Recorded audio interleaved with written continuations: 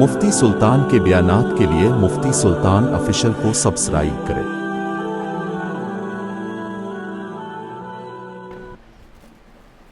الحمد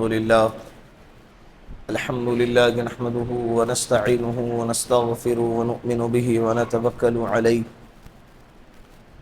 ونعوذ بالله من شرور أنفسنا ومن سيئات أعمالنا من يهده الله فلا مضل له ومن يضلله فلا هادي له ونشهد أن لا إله إلا الله وحده لا شريك له ونشهد أن سيدنا وسندنا وحبيبنا ومولانا محمدا عبده ورسوله أما بعد فقد قال الله تبارك وتعالى في القرآن المجيد والفرقان الحميد فأعوذ بالله من الشيطان الرجيم بسم الله الرحمن الرحيم يا أيها الذين آمنوا كتب عليكم الصيام كما كتب على الذين من قبلكم لعلكم تتقون وجاء في الحديث وقال النبي صلى الله عليه وسلم من صام رمضان إيمانا واحتسابا غفر له ما تقدم من ذنبه ومن قام رمضان إيمانا واحتسابا غفر له ما تقدم من ذنبه أو كما قال عليه الصلاة والسلام صدق الله المولانا العظيم وصدق رسوله النبي الكريم ونحن على ذلك من الشاهدين والشاكرين والحمد لله رب العالمين۔ پیار محبت کے ساتھ ایک دفعہ درود پاک پڑھ لے۔ اللهم صل على محمد في أول كلامنا اللهم صل على محمد في أوسط كلامنا اللهم صل على محمد في آخر كلامنا۔ گزشتہ جمعہ کو آپ لوگوں کی خدمت میں روزے کی فضیلت، رمضان المبارک کی فضیلت کے عنوان پر مختصر سی گفتگو آئی تھی، اور میں نے یہ بھی کہا تھا کہ آنے والے جمعہ کو یعنی اس جمعہ کو آپ لوگوں کی خدمت میں انشاءاللہ روزے کے کچھ ضروری مسائل، اس لیے کہ روزے کے بہت مسائل ہیں اور ہر ایک کے ساتھ الگ الگ مسئلہ اور شکل اور صورت پیش آتی ہیں۔ سارے مسائل کو مختصر وقت میں یہاں بیٹھ کر بیان کرنا ممکن نہیں ہے۔ جن مسائل کو آپ لوگوں کے سامنے پیش کیا گیا، اگر وہ مسائل کا واسطہ آپ لوگوں کے ساتھ ہوتا ہے تو بہت اچھی بات ہے۔ جن مسائل کو بیان نہیں کیا گیا اور ان مسائل کا واسطہ آپ لوگوں کے ساتھ ہوتا ہے تو آپ لوگوں کی ذمہ داری ہے کہ آپ اپنے مقام کے علماء کرام سے جا کر پوچھیں، ان سے رابطہ کریں، ان سے جا کر رابطہ کر کے ان سے مسائل پوچھیں۔ بغیر مسائل کی زندگی گزارے نہیں۔ فَاسْأَلُوا أَهْلَ الذِّكْرِ إِن كُنتُمْ لَا تَعْلَمُونَ، قرآن کہتا ہے کہ آپ پوچھو ان لوگوں سے جو جانتے، اگر تم نہیں جانتے تو آپ پوچھو ان لوگوں سے جو جانتے۔ یہ پوچھنے کا حکم کون دے رہا ہے؟ بولو، یہ گوگل سے پوچھنے کا حکم نہیں دے رہا، یوٹیوب سے پوچھنے کا حکم نہیں دے رہا۔ یہ انٹرنیٹ، یہ سوشل میڈیا جو ہے نا بھری پڑی ہے حق اور باطل سے، باطل طاقتیں زیادہ محنتیں کر رہی ہے۔ آئی ٹی سیلز کے اندر 90% سے زیادہ بندے دشمنان اسلام کے بھرے پڑے ہیں، جن کو اردو آتی ہے، عربی آتی ہے، اور اسلام کے احکامات کو توڑ مروڑ کے امت کے سامنے پیش کرتے ہیں۔ ہمارا نوجوان دیکھتا ہے اے بخاری کے حدیث ہے، مسلم کی دلیل یہاں پر حوالہ دیا ہوا ہے، اور اس کو آگے فارورڈ کرتا ہے اور اس پر عمل کرنے کی کوشش کرتا ہے۔ یہ آن لائن پر زیادہ اعتبار نہ کرے، گوگل سے مسائل کو سرچ کر کے زندگی گزارنے کی کوشش ہرگز نہ کرے۔ ہاں، حالات ایسے ہیں کہ آپ کے پاس کوئی ہے ہی نہیں کہ جس کو آپ مسئلہ پوچھ سکتے ہیں، آپ ایسی جگہ میں ہیں، حالانکہ آج کے دور میں تو یہ بہت مشکل چیز ہے۔ اللہ کا بڑا کرم ہے اس دور میں، مساجد کی کثرت ہے، مکاتب کی کثرت ہے، مدارس کی کثرت ہے، علماء کی کثرت ہے، پھر بھی اس کے باوجود اگر آپ کو کوئی میسر نہیں آتا تو اس وقت میں آخری درجہ یہ ہے کہ آپ صحیح طریقے سے اس کو سرچ کر کے اس کا مسئلہ دیکھنے کے بعد علماء کرام سے اس کا اطمینان کروا لیں. ورنہ دیکھیں نا online chat G P T کے نام پر نکلا ہے, یہ ہماری ایجاد نہیں ہے, یہ یہود و نصارہ کی ایجاد ہے. اس کو ضرورت کے وقت میں جتنا استعمال کرنا چاہیے اس کو اتنا ہی استعمال کریں. مسائل کے باب میں گھس کر اس کے ذریعے سے مسائل معلوم کیے جا رہے ہیں اور اس کے ذریعے سے عمل کیا جا رہا ہے, حالانکہ بہت بڑی گمراہی ہے. کیا ہے؟ بہت بڑی گمراہی. تو فَاسْأَلُوا أَهْلَ الذِّكْرِ إِن كُنتُمْ لَا تَعْلَمُونَ, ذکر والوں سے پوچھو. قرآن کی تعبیر بھی کیا زبردست ہے. جو جانتا ہے اس سے مت پوچھو. جاننے والے اپنے آپ میں دعویٰ کرنے والے بہت ہیں, اسلامک اسکالر کا لیبل لگا کر مارکیٹ میں چلنے والے بہت ہیں, وہ بھی. اور یہ موبائل بھی یہ ذکر والا نہیں ہے. انفارمیشن دینے والی چیز تو بن سکتی ہے لیکن یہ ذکر والا نہیں بن سکتا. تو ان چیزوں سے اپنے آپ کو بچائے. کسی کا بھی اسٹیٹس دیکھ لیے, اچھا لگا, اسکرین شاٹ مار کر اپنے اسٹیٹس پہ لگا دیے. اب تمہارے اسٹیٹس کو 100 لوگوں نے دیکھا, اگر اس میں سے 10 لوگوں نے بھی عمل کیا اور وہ اگر حدیث غلط ہے, اگر وہ بات اسلام کی غلط ہے, تو اس کا وبال کس کے سر آئے گا؟ بولو. من کذب علی متعمدا فلیتبوا مقعدہ من النار. اللہ کے رسول صلی اللہ علیہ وسلم نے فرمایا, اگر کوئی بندہ مجھ پر جھوٹ باندھے, یعنی یہ کہے کہ اللہ کے رسول کی حدیث ہے حالانکہ وہ اللہ کے رسول کی حدیث نہیں ہے, تو کل قیامت کے دن یہ بندہ اپنا ٹھکانہ جہنم میں بنا لے. کہاں بنا لے؟ کتنی بری بات ہے. دیکھ لیا, اچھی بات ہے, اسکرین شاٹ مار رہی ہے. آپ کو پتا ہے بھائی یہ حدیث واقعتاً بخاری شریف میں ہے, یہ حدیث واقعتاً مسلم شریف میں ہے, یہ حدیث واقعتاً ترمذی شریف میں, ابو داؤد شریف میں ہے یا نہیں؟ معلوم ہے آپ کو. بات, ہر اچھی بات کا حدیث ہونا ضروری نہیں ہے, ہر حدیث کا اچھا ہونا ضروری ہے, وہ تو ضروری ہے. اور ہر حدیث اور سنت اچھی ہوتی ہے, لیکن ہر اچھی بات کہیں بھی وہ کیا ہو, حدیث ہو, یہ ضروری نہیں ہے. یہ اصول یاد ہے. تو ابھی رمضان کے مہینے میں ریلز شروع ہو جائیں گے, اسٹیٹسوں کا زمانہ, سارا علم اسٹیٹسوں پہ بھرا پڑا ہوتا ہے. ایسا لگتا ہے کہ سوشل میڈیا بھی کیا ہے, 1 مہینے کے لیے دیندار بن گیا ہے. 1 مہینے کے لیے اس نے بھی کیا کیا, اعتکاف کر لیا, روزے کی نیت کر لی اور نیک بن گیا ہے 1 مہینے کے لیے. سب کے اسٹیٹس دیکھو, روزے کے فضائل, سحری کے اور افطاری کے فضائل. پھر جیسے رات کا وقت آ جائیں گا تو کھانے کے ڈشز کے فوٹو رکھیں گے, اور جیسے ہی عید کا موقع آئے گا تو نئے نئے لباس اور عید الفطر اور عید الاضحیٰ. بھائی یہ وہاں وہی رہ گیا, سارا کے سارا علم کہاں رہ گیا, وہی علم رہ گیا. اور جتنا اس اسٹیٹس پہ رکھا جا رہا ہے اس سے 10% بھی اگر ہمارے زندگی کے اندر عمل میں اگر آ گیا تو ہمارے نجات کے لیے کافی ہے. اسٹیٹس پہ علم بھرا پڑا ہے اور زندگی عمل سے خالی ہے. قرآن کریم کے فضائل کا اسٹیٹس لگا دیے, جو بندہ رمضان میں قرآن پڑھے گا, نفل عبادت کرے گا, اس کو اتنا ثواب ملے گا. اور حضرت نے پورے رمضان میں 1 آیت بھی تلاوت نہیں کی. بولو اسٹیٹس لگانے سے اس کو ثواب ملے گا؟ فقط اسٹیٹس لگانے سے ثواب ملے گا؟ اس کو عمل میں لانا پڑے گا. بہت ہو گیا اسٹیٹس. اسٹیٹس انسان کی سوچ کو بتلاتا ہے. اور کئی اسٹیٹس تو ایسے آپ لوگوں نے بھی دیکھے ہوں گے کہ ساتھ میں 3 اسٹیٹس لگائے ہوئے ہیں. شروعات میں گانے ہیں اور اس کے بعد حدیث کی فضیلت اور دوسری کسی نیک نماز کی فضیلت اور روزے کی فضیلت رکھے ہوئے. کیا کر رہا بھائی, کچھ سمجھ میں نہیں آ رہا ہے تیرے. 2 اسٹیٹس, اس میں سے ایک گانا اور دوسرا اسٹیٹس حدیث, نیک فضیلت, صدقات اور خیرات کی فضیلت, بھوکے اور مسکین کو کھانا کھلانے کی اور پردے کے احکام کی فضیلت, اس کے اوپر اسٹیٹس لگایا ہوا ہے. مطلب کون سا دیندار ہے بھائی؟ تو دیندار ہے کہ کیا ہے سمجھ میں بھی نہیں آ رہا ہے. تو قرآن کہتا ہے ادخلوا فی السلم کافہ, پورے اسلام میں داخل ہو جاؤ. پورا اسٹیٹس اچھا لگا دو یا اسٹیٹس لگاؤ, فرض نہیں ہے, سنت بھی نہیں ہے, واجب بھی نہیں ہے. اللہ تم سے نہیں پوچھے گا آج جمعہ کا دن تھا تم نے اسٹیٹس کیوں نہیں لگایا. بس سورہ کہف کا اسٹیٹس میں نے لگا دیا, بس میرا جمعہ ادا ہو گیا. سورہ کہف کا اسٹیٹس لگانے سے سورہ کہف کا ثواب نہیں ملے گا. آپ کو اس کے لیے کیا کرنا پڑے گا؟ بولو, پڑھنا پڑے گا. پڑھیں گے تو ثواب ملے گا.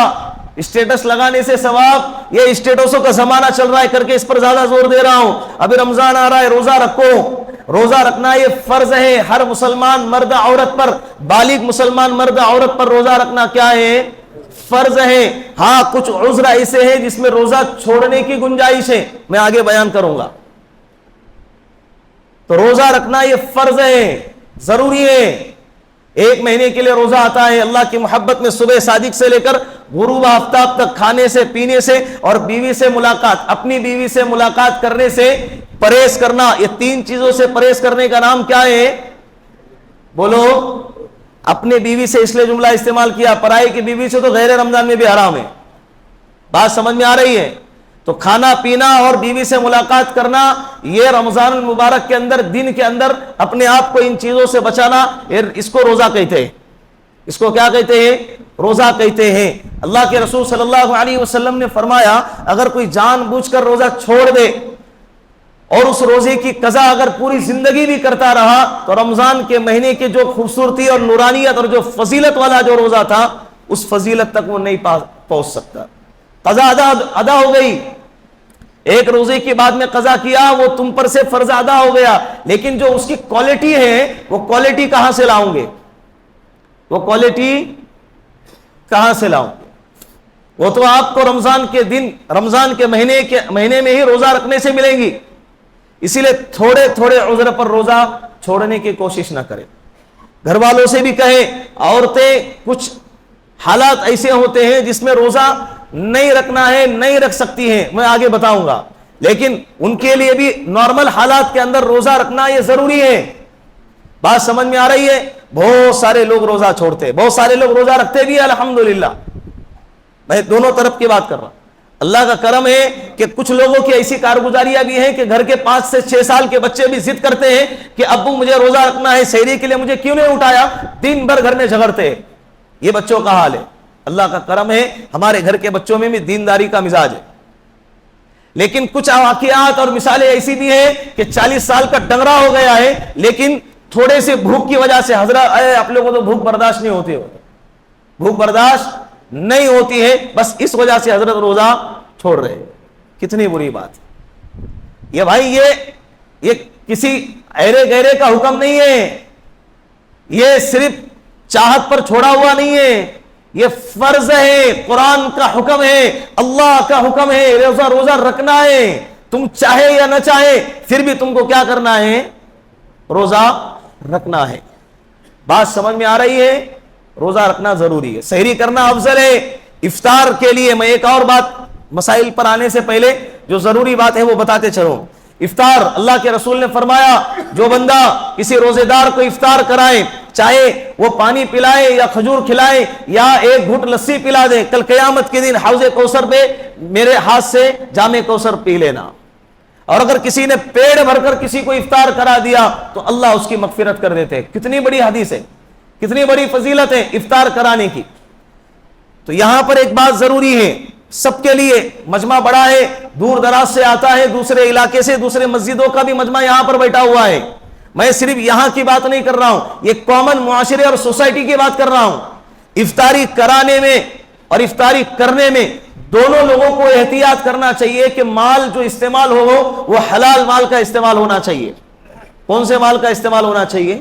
دن بھر روزہ رکھا ہے، بھوکا رہا ہے، اللہ کی محبت میں پیاس اور بھوک کو برداشت کرتا رہا اور افطاری کیا حرام مال سے، تو کروانے والے کو بھی گناہ ہوگا اور کرنے والے کو بھی. کرنے والے کو اس لیے وہ کہے گا کہ بھئی میرا کیا قصور، تیرا قصور یہ ہے کہ بغیر تحقیق کے تو نے افطاری کی ہے. آج کے زمانے میں تحقیق کرنا کوئی مشکل چیز ہے، معلوم کریں. اور اگر پتا چل جاتا ہے کہ بھئی حلال نہیں ہے، وہاں سے ہٹ جائیں، اس سے کہیں کہ تیری کمائی حلال نہیں ہے، یا تو اپنی کمائی بدل دے یا افطاری کا انتظام مت کر لینا. سیدھی سیدھی بات ہے. تیرے ذات کو خوش کرنے کے لیے میں اللہ کو ناراض نہیں کر سکتا، میرے روزے کو خراب نہیں کر سکتا، میرے دن بھر کی مشقت کو پانی میں نہیں پھیر سکتا میں. سیدھی سیدھی بات. اگر کوئی افطاری کا انتظام کروانا چاہتا ہے، ہر مسجد کے اندر کچھ لوگ اللہ کے بندے ہوتے ہیں، اللہ ان کو جزائے خیر عطا فرمائے، وہی جذبات کے ساتھ اپنے مال کا صحیح استعمال کرتے ہیں، مال کو لٹاتے ہیں، لوگوں کو افطار کرواتے ہیں. بہت اچھی بات ہے، بہت بڑی صفت ہے. اللہ کے رسول کی حدیث پر عمل کیا جا رہا ہے. میں ان لوگوں کو نہیں کہہ رہا ہوں، میں ان لوگوں سے کہہ رہا ہوں جو یہ جذبات بھی رکھتے ہیں لیکن ان کی کمائی حلال نہیں ہے۔ ان کی کمائی کیسی ہے؟ بولو نا، شراب کی کمائی ہے، بینک کی کمائی ہے، 2 نمبر کی کمائی ہے، لوٹ کھسوٹ کی کمائی ہے، بہن کے وراثت کا مال کھایا ہوا ہے وہ بھی حرام ہے، یتیم کے مال کے جائیداد کی ساری ذمہ داری اس کے قبضے قدرت میں ہے اور وہ اس کا غلط استعمال کر رہا ہے، یہ سارے غلط چیزوں میں استعمال ہوتا ہے، یہ غلط مال میں شامل ہوتا ہے۔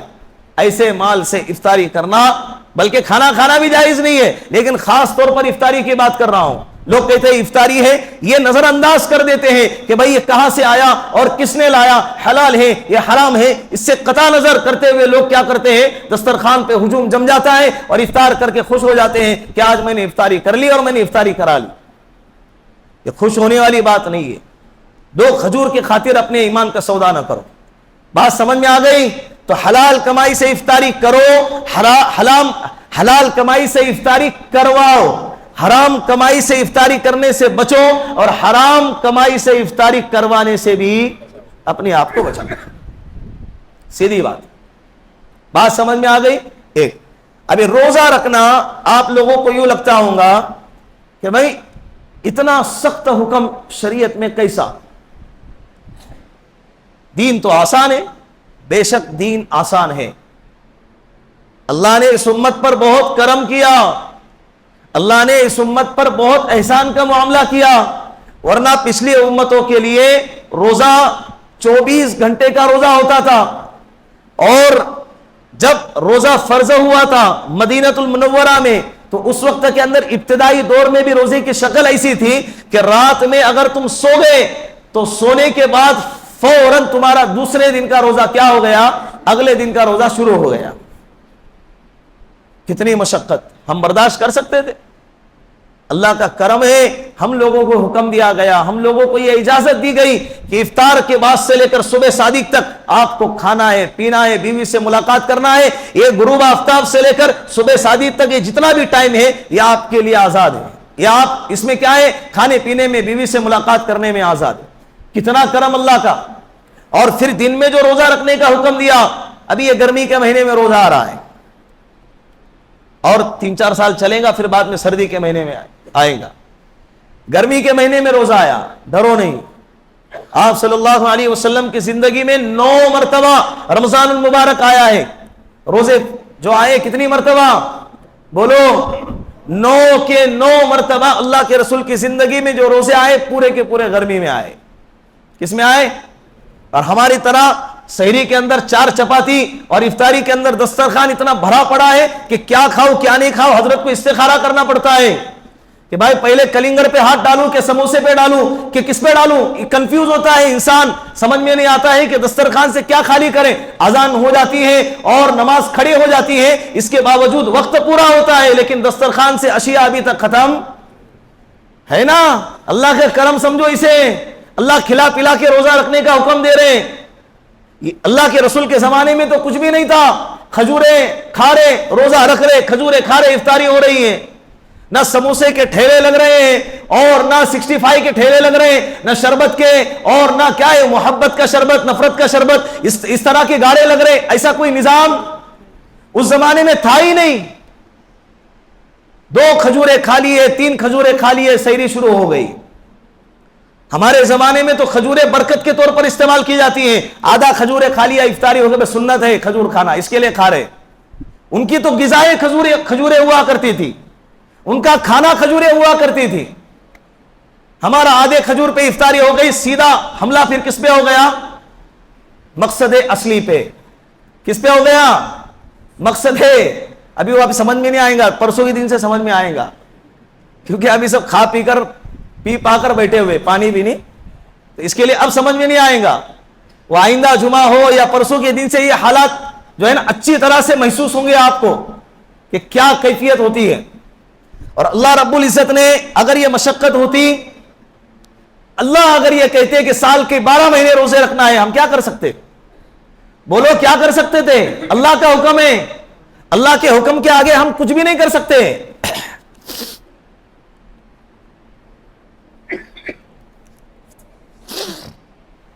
اور اللہ رب العزت نے روزہ رکھنے کے بعد ہم کو کہا ساری عبادتوں کا بدلہ جنت ملے گی، لیکن روزے کا بدلہ اللہ کہہ رہے میں خود ہوں. کیا ہوں؟ اطلبنی تجدنی، او میرے بندو میری طلب میں آؤ، میں ملوں گا تو کیا ہوگا؟ وَإِن وَجَدْتَنِي وَجَدْتَ كُلَّ شَيْءٍ وَإِن فُتَّنِي فَاتَكَ كُلَّ شَيْءٍ. او میرے بندو میری طلب میں آؤ، میں تمہیں مل جاؤں گا، اور جسے میں ملا اسے سب کچھ ملا، اور جسے میں نہ ملا اسے بولو کچھ بھی نہ ملا. اللہ مل گئے بس ہو گیا، بس نہیں ہو گیا سب ہو گیا. اللہ مل گئے بس ہو گیا، اور یہ بس نہیں ہوا، یہ کیا ہو گیا؟ سب ہو گیا. اور اللہ کہہ رہے کہ روزے کا بدلہ میں خود ہوں. ایک تو یہ آخرت میں بدلہ ملے گا، جنت کے اندر ایک اسپیشل دروازہ ہوگا جس کو باب الریان کہتے ہیں، وہاں سے روزے دار کو اسپیشل وہاں سے وی آئی پی انٹری کروائی جائیں گی. یہ ایک آخرت کا فائدہ ہو. دنیاوی فائدہ یہ نہیں کہ روزہ رکھنے کا حکم دیا جا رہا ہے تو روزہ رکھنے کے لیے نقصان ہمارا ہے، دنیاوی اعتبار سے بھی ہمارا فائدہ ہے، جسمانی اعتبار سے بھی ہمارا فائدہ ہے. بڑی بڑی بیماریوں سے ہم کو روزے بچاتے ہیں. سائنسدان کہتے ہیں کہ سال میں کچھ ایام انسانوں کے لیے ایسے ہونے ہی چاہیے تھے کہ جس کے اندر روزے دار انسانوں کے لیے بھوکا رہنا پڑے. کیا رہنا پڑے؟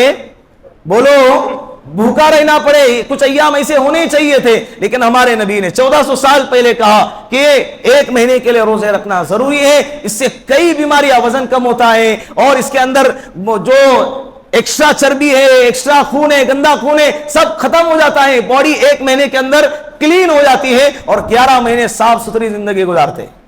صحت کا بھی فائدہ ہے. 11 مہینے ہم اپنے آپ کو کنٹرول نہیں کر سکتے، 11 مہینے ہم اپنے آپ کو اپنے نفس پر قابو نہیں پا سکتے. اللہ نے حکم دیا 1 مہینہ روزہ رکھنا ضروری ہے، تو اس اللہ کے حکم کو پورا کرنے کے لیے ہمیں یہ کرنا پڑے گا. اس میں فائدہ کس کا ہے؟ ہمارا ہے. دوسرا فائدہ لعلکم تتقون، قرآن نے کہا ہے کہ تم تقوی والے بنو گے. کیا بنو گے؟ تمہارے اندر تقوی کی صفت آئیں گی. اور تقوی کی صفت معلوم ہے آپ کو کیا ہے؟ تقوی کی صفت یہ سب سے اعلیٰ صفت ہے جو اللہ کو پسند ہے. ان اکرمکم عند اللہ اتقاکم، ان اکرمکم عند اللہ اتقاکم. قرآن کہتا ہے فلا تزکوا انفسکم هو اعلم بمن اتقى. تم اپنے آپ کو پاکیزہ نہ سمجھو، وہ جانتا ہے کہ کون زیادہ تقوی والا اور کون نہیں ہے. اور کہا ان اکرمکم عند اللہ اتقاکم.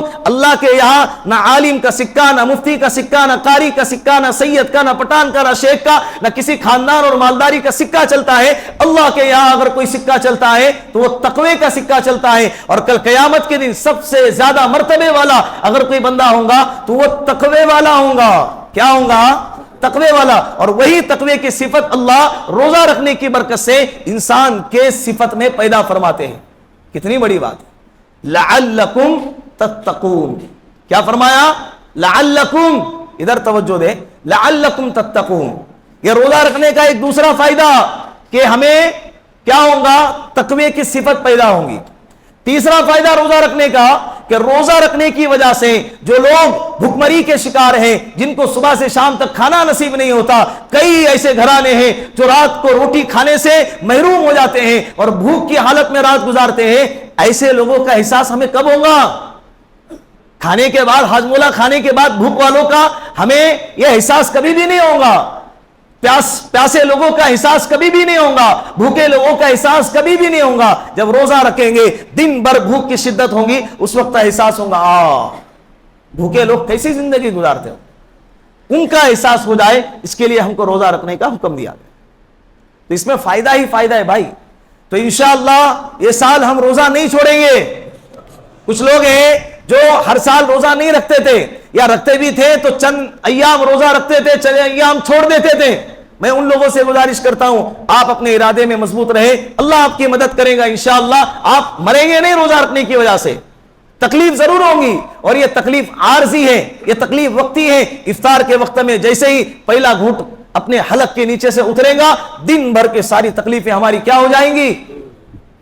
ایک لمحے میں ساری تکلیف ختم ہو جائیں گی. جیسے ہی پہلا گھونٹ حلق سے نیچے اترتا ہے، ساری تکلیف کیا ہو جاتی ہے؟ تو یہ تکلیف عارضی ہے، یہ وقتی ہے. یہ تھوڑی سی تکلیف اور عارضی تکلیف کے خاطر اتنے بڑے حکم کو، اتنے بڑے فائدے کو اللہ کے واسطے نہ چھوڑے. تو پورے مہینے کے روزے رکھیں گے انشاءاللہ، رکھیں گے نا انشاءاللہ۔ اب کچھ لوگ مجمع میں بیٹھے ہیں جن کے ذہنوں میں سوال ہوگا کہ مولوی صاحب ہماری بیماری ہے، ہم کو سفر کرنا پڑتا ہے، یا گھر میں کچھ ایسے حالات ہیں جس کی وجہ سے کیا کرے، روزہ رکھے یا نہیں رکھے؟ مختصر وقت انداز میں میں آپ لوگوں کے سامنے جلدی مسائل بیان کرتا ہوں، آپ توجہ دیجیے۔ وہ اعذار جن میں روزہ نہ رکھنے یا توڑنے کی اجازت ہے، روزہ ایک تو سرے سے نہ رکھے یا رکھے اور یہ عذر پیش آیا تو توڑنے کی اجازت ہے، روزہ توڑنا ضروری نہیں ہے، کیا ہے؟ گنجائش ہے، توڑ سکتے ہیں، نہ توڑے تو بہتر ہے اور توڑ سکتے ہیں۔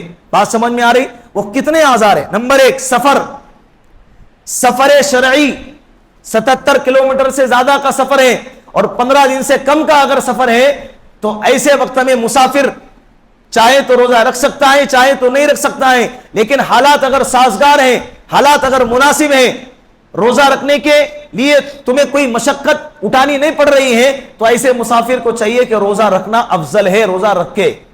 لیکن اگر سفر میں تکلیف ہو رہی ہے، کچھ سفر ایسے رہتے سحری افطاری کا انتظام نہیں ہوتا یا سفر کی حالت میں پریشانی کا سامنا کرنا پڑتا ہے، مشقت بڑھ جائیں گی، تو ایسے وقت میں کیا کریں؟ روزہ چھوڑ سکتا ہے، بعد میں اس روزے کے رمضان کے بعد کیا کرے گا؟ قضا کریں گے۔ سمجھ میں آ رہی بات؟ دوسرے نمبر پر شدید بیماری، لفظ یاد رکھے، صرف بیماری نہیں، شدید بیماری، تھوڑی بیماری ایسی، کچھ لوگوں کو بخار آ گیا، میں بخار ہے، میں بیمار ہوں، اس کے لیے روزہ نہیں رکھتا، بخار پگار پہ نہیں، ایسی بیماری کیا روزہ رکھیں گا؟ جان کے جانے کا خطرہ ہے یا بیماری کے بڑھنے کا خطرہ ہے، ایسی اگر بیماری ہے اور ڈاکٹر، وہ بھی ماہر ڈاکٹر نے اگر کہہ دیا کہ آپ روزہ نہ رکھ لو تو ایسی شکل میں روزہ نہ رکھنے کی گنجائش ہے، اور بعد میں جب صحت بحال ہو جائیں گی، برقرار ہو جائیں گی، تو بعد میں ان روزے کی کیا کریں گا؟ بولو، قضا کریں گا۔ یہ نہیں کہ بھائی میں بیمار ہوں تو 2 دن کے روزے چھوڑ گئے تو معاف نہیں ہے، سچ مچ کا بیمار ہے اور وہ بیماری بھی شدت والی ہے تو ایسے وقت میں شریعت آسان ہے، آپ لوگوں پہ زبردستی کا بوجھ نہیں ڈال رہی ہے، آپ لوگوں کو گنجائش دے رہی ہے کہ آپ کیا کریں؟ روزہ چھوڑ دیں۔ جیسے مثال کے طور پر کچھ بیماریاں ایسی ہوتی ہیں، شوگر کی بیماری لے لو، دمے کی بیماری لے لو، ہارٹ کی بیماری لے لو، کچھ بیماریاں ایسی لیور کی بیماری لے لو، یہ بیماریاں ایسی ہوتی ہیں کہ ان لوگوں کو وقت پر ٹیبلٹ کھانا پڑتا ہے، گولیاں کھانا پڑتا ہے، وقت پر کھانا کھانا پڑتا ہے، بی پی کی بیماری ہے۔ تو میں ان لوگوں سے گزارش کروں گا، مشورہ دوں گا ایسے لوگوں کو کہ بھائی تھوڑی سی ہمت کریں، لیکن زیادہ بھی ہمت نہ کریں، تھوڑی سی ہمت کر کے روزہ رکھیں، روزہ رکھنے کی کوشش کریں، دیکھیں بھائی کیا ہوتا ہے دن بھر میں۔ اگر واقعتاً آپ کو تکلیف ہوتی ہے یا تکلیف بڑھ جاتی ہے تو آپ روزہ توڑ دیں، پھر دوسری دن روزہ رکھیں، پار ہو گئے تو کامیاب، نہ ہو گئے تو کوئی مسئلہ نہیں، رمضان کے بعد اس کی قضا کریں گے، لیکن روزہ رکھ کر توڑے، روزہ رکھنے کی کوشش ضرور کریں۔ میں ان بیماریوں والوں کو کہہ رہا ہوں، ورنہ تم بولو گے روزہ رکھ کر توڑنے کو کہا ہے، بالکل بھی نہیں، یہ حکم عام نہیں ہے، یہ بیمار والوں کے لیے حکم ہے، یہ جن لوگوں کو تکلیف ہوتی ہے وہ بھی روزہ رکھنے کا حکم دے رہا ہوں میں، لیکن اگر واقعتاً تکلیف ہو رہی ہے روزہ رکھنے کے بعد بھی، چکر آ رہے اور ہاتھ وغیرہ کانپ رہے ہیں اور بیماری بڑھ رہی ہے، سمجھ میں نہیں آ رہا ہے، ہاسپٹلائز ہونے کی نوبت آ رہی ہے، تو ایسے وقت میں روزہ توڑنے کی گنجائش ہے۔ تیسرے نمبر پر حاملہ عورت ہے، کوئی عورت حمل سے ہے اور وقت اس کا ولادت کا قریب آیا ہے، یا حمل کی کچھ عورتیں ایسی ہوتی ہیں جن کو بیماری ہوتی ہیں، تو ایسے وقت میں ایسی عورتوں کو گنجائش ہے کہ وہ رمضان المبارک کے اندر روزے نہ رکھے، کہ جس کی وجہ سے روزہ رکھیں گی تو عورت کو بھی نقصان ہوگا یا اس کے پیٹ میں جو بچہ ہے اس کو بھی نقصان ہونے کا خطرہ ہے، تو ایسی عورت کے لیے گنجائش ہے کہ بعد میں جب ڈیلیوری ہو جائے، بچہ پیدا ہو جائے تو اور صحت برقرار ہو جائے تو اس وقت میں ان چھوٹے ہوئے روزوں کی کیا کریں گی؟ قضا کریں گی، کفارہ نہیں۔ چوتھے نمبر پہ مرضعہ، دودھ پلانے والی عورت، بچہ ابھی پیدا ہوا ہے، 2-3 مہینے کا بچہ ہے، دودھ کے علاوہ اس کی دوسری کوئی غذا نہیں ہے، اس کی جو بھی غذا ہے وہ کون سی غذا ہے؟ ماں کا دودھ ہے، اور اگر ماں روزہ رکھیں گی تو روزہ رکھنے کی وجہ سے دودھ میں قلت ہوں گی، جس کی وجہ سے بچے کو تکلیف ہوں گی، بچے کے تکلیف کے بڑھنے کا اندیشہ ہے، تو ایسے وقت میں مرضعہ کا بھی شریعت نے خیال کیا ہے کہ دودھ پلانے والی عورت کے لیے گنجائش ہے کہ وہ روزہ نہ رکھے، رمضان کے بعد اس کی کیا کریں گی؟ قضا کریں گے۔ بات سمجھ میں آ رہی ہے؟ 5ویں نمبر پہ شدید بھوک یا پیاس کا لگنا۔ سب سے پہلے تو ایسے کام میں اپنے آپ کو مبتلا ہی نہ کریں کہ جس کی وجہ سے زبردستی کی پیاس لگے اور زبردستی کی بھوک لگے۔ مکروہ ہے اپنے آپ کو ایسے کام میں مشغول کرنا کہ جس کی وجہ سے پیاس کی شدت لگتی ہو۔ رمضان میں تھوڑا احتیاط کیا کریں۔ لیکن کبھی کبھی ایسا ہوتا ہے کہ پیاس لگ گئی اور اتنی شدت کی پیاس لگ گئی، بھوک لگ گئی اتنی شدت کی، اگر نہ کھائے تو مر جائے، ایسی شدت والی حالت کی بات بتا رہا ہوں۔ تھوڑی سی بھوک اور تھوڑی سی پیاس نہیں، وہ تو 12 گھنٹے بھوکا رہیں گا تو لگیں گے اس نا بھوک، پیاس تو لگیں گے، ظاہر سی بات ہے۔ یہ تھوڑی موٹی پیاس اور بھوک کی بات نہیں کر رہا ہوں، جن کو ہم برداشت کر سکتے ہیں وہ پیاس اور بھوک نہیں، جو برداشت کے لیول سے باہر ہو جائے ایسے وقت کے اندر روزہ توڑنے کی گنجائش ہے، بعد میں اس کی قضا کرے، وہ بھی جب جان جانے کا خطرہ ہو۔ 6 نمبر پہ ہلاکت یا عقل کے نقصان کا خوف ہو، اچانک سانپ نے ڈنگ مار دیا، زہر باڈی میں پھیل گیا یا ایکسیڈنٹ ہو گیا، ایسے وقت میں علاج کرنا، کچھ کھلانا پلانا ضروری ہے، گولی کھلانا ضروری ہے۔ جب ہلاکت کا اندیشہ ہے تو ایسے وقت میں روزہ توڑنے کی گنجائش ہے۔ جہاد، ابھی تو زمانے میں جہاد ہمارے علاقے کے اندر تو نہیں ہو رہا ہے، ورنہ مجاہد لوگوں کے لیے ہے کہ وہ جہاد کے وقت میں روزہ نہ رکھے، ورنہ دشمنوں کے ساتھ لڑتے وقت میں کمزوری کا سامنا کرنا پڑے گا۔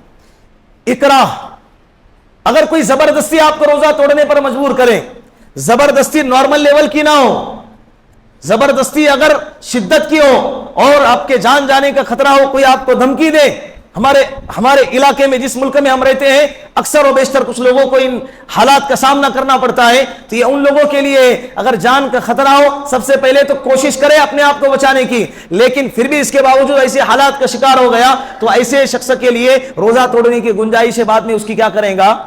قضا کریں گا۔